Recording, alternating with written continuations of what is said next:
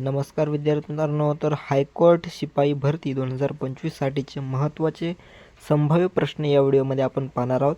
तर या अगोदर आपण 2 व्हिडिओ अपलोड केलेले आहेत, ते तुम्ही पूर्ण पाहून घ्यायचे आहेत. तर पहिल्या व्हिडिओमध्ये मागील वर्षीचे प्रश्न आपण पाहिलेले आहे.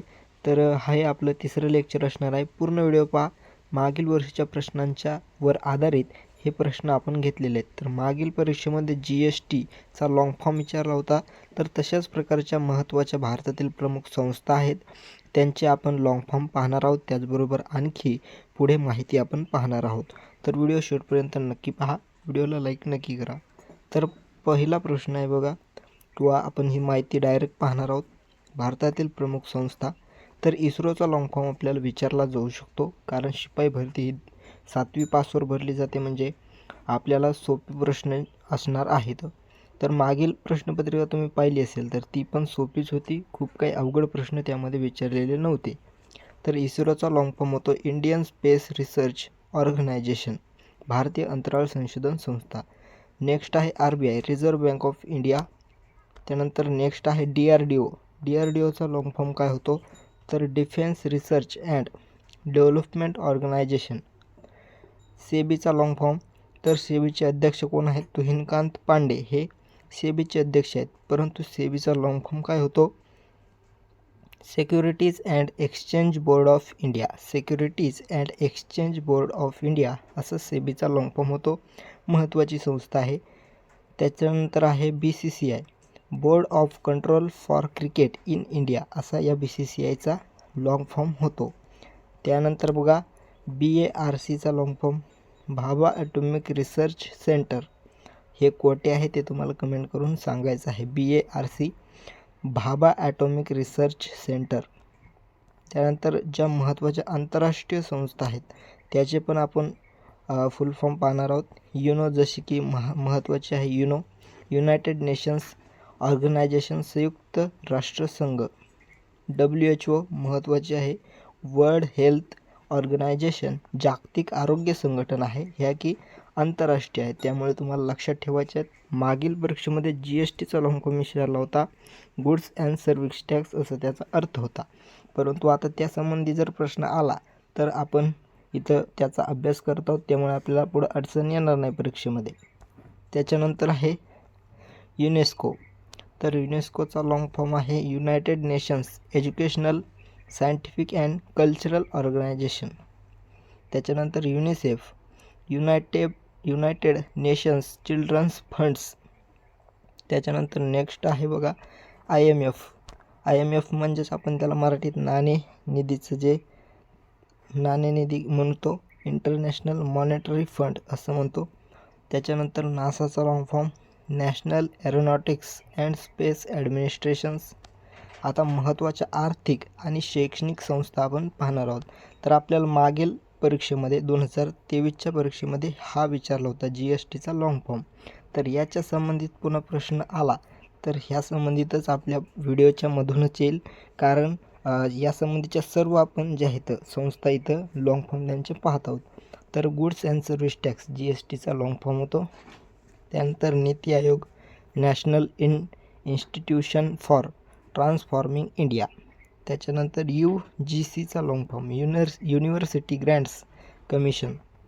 त्यानंतर NCERT, महत्त्वाची संस्था NCERT, national council of education research and training, NCERTचा लॉंग फॉर्म आहे. त्याच्यानंतर आता आपण महत्त्वाचे धार्मिक स्थळ पाहणार आहोत. तर मागील भरतीमध्ये धार्मिक स्थळ विचारलं होतं, तुळजापूर असं विचारलं होतं. तुळजापूर कोणत्या जिल्ह्यात येतं, तर धाराशिव संबंधित तिथं उत्तर आपण दिलं होतं. तर महत्त्वाचे धार्मिक स्थळ आणि कोणत्या जिल्ह्यात आहेत ते आपण आता या नंतर पाहणार आहोत. तर विठ्ठल रुक्मिणी मंदिर सोलापूर, पंढरपूर या ठिकाणी आहे. शिर्डी साईबाबा मंदिर, जे की अहिल्यानगर, मागील अहमदनगर, या अगोदरचं अहमदनगर, आताचं अहिल्यानगर या ठिकाणी हे मंदिर आहे. त्यानंतर महालक्ष्मी मंदिर, जे की कोल्हापूरमध्ये आहे. त्यानंतर सिद्धिविनायक मंदिर जे आहे, सिद्धिविनायक मंदिर मुंबई. आणि सिद्धटेक जर विचारलं, सिद्धटेक हे अष्टविनायकापैकी एक विनायकाचं मंदिर आहे. सिद्धटेक हे आहे अहमदनगरमध्ये, पण इथं सिद्धिविनायक मंदिर विचारलं तर मुंबई या ठिकाणी असेल.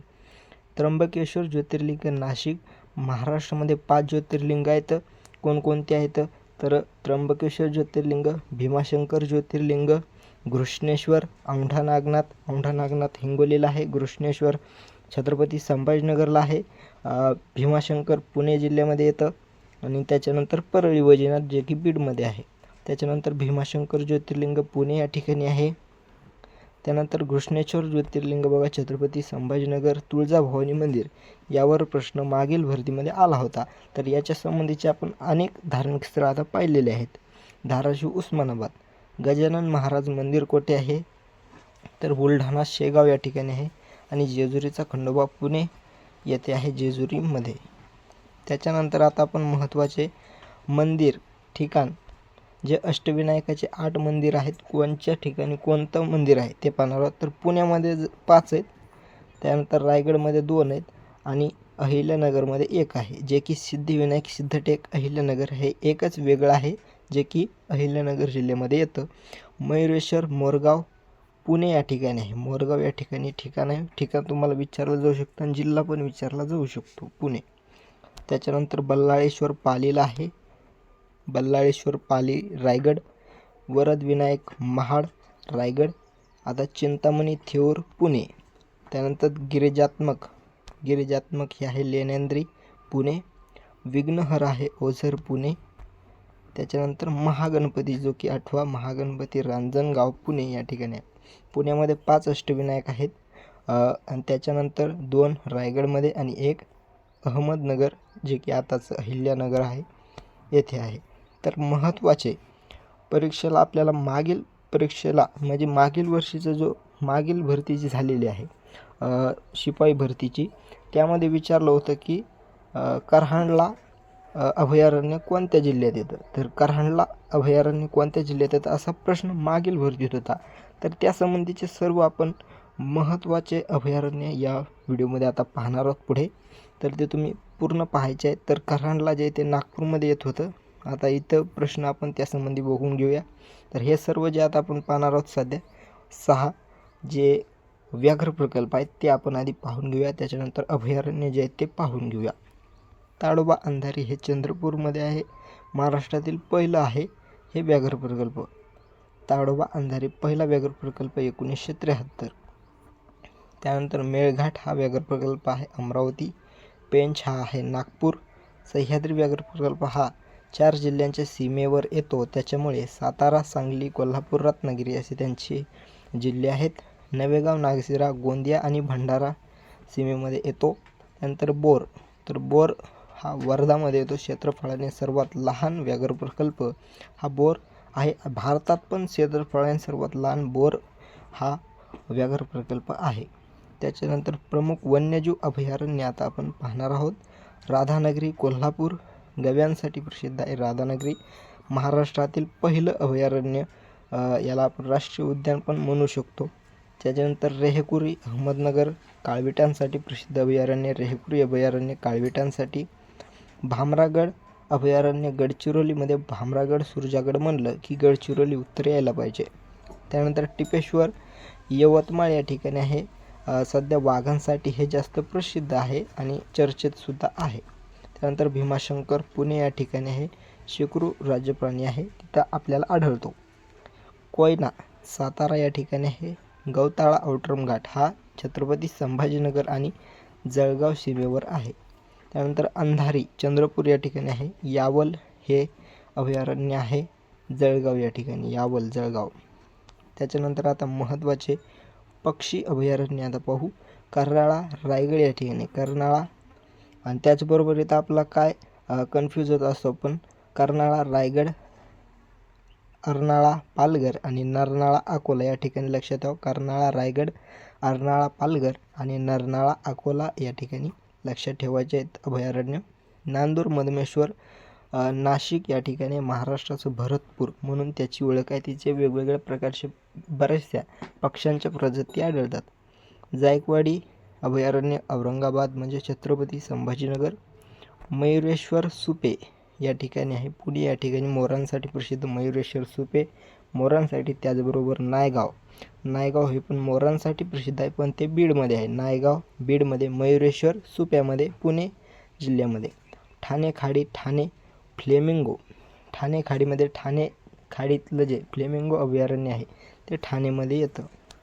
त्यानंतरचे पक्षी अभयारण्य मयूरेश्वर सुपे झालं आहे. सागरी जे आहेत, सागरी अभयारण्य जे आहेत तर मालवण सागरी अभयारण्य सिंधुदुर्ग या ठिकाणी. मालवण सागरी अभयारण्य सिंधुदुर्ग. आणि अत्यंत महत्त्वाचं सागरेश्वर अभयारण्य जे की मानवनिर्मित आहे ते आहे सांगलीमध्ये. हे भारतातील पहिलं मानवनिर्मित सागरेश्वर हे जे आहे हे सांगलीमध्ये आहे, आपल्या महाराष्ट्रातील सांगली जिल्ह्यात येते. तर व्हिडिओ आवडला असेल तर व्हिडिओला लाईक करा. धन्यवाद.